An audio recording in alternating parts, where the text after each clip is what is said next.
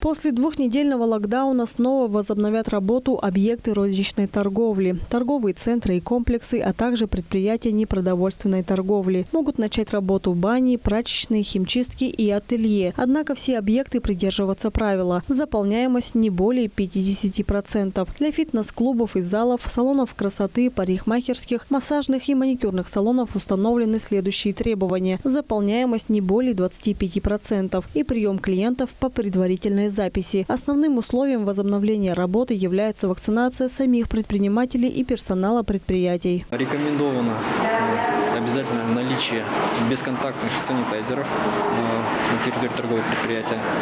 Обязательно необходимо соблюдать процедуры по проветриванию помещения и наличие обеззараживающих устройств.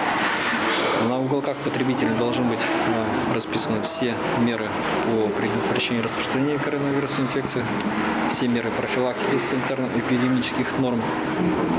Обязательными остаются дистанционная работа лиц, относящихся к группе риска, старше 65 лет и беременные женщины. Также будет обеспечена поддержка для предпринимателей. Но и сами предприниматели и работники организаций должны быть вакцинированы. Выплата одного минимального размера оплаты труда в размере 12 792 рубля.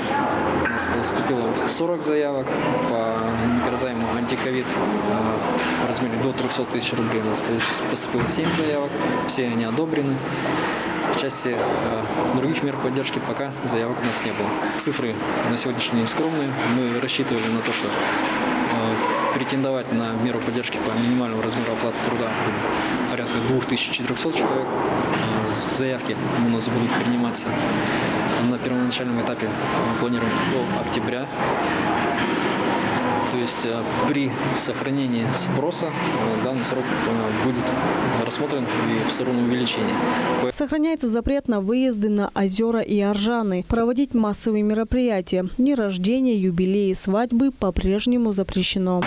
Таким образом, в соответствии с рекомендациями, весь персонал, который сталкивается с обслуживанием клиентов, он должен быть 100% вакцинирован. На сегодняшний день объекты общепита продолжают функционировать в режиме на вынос.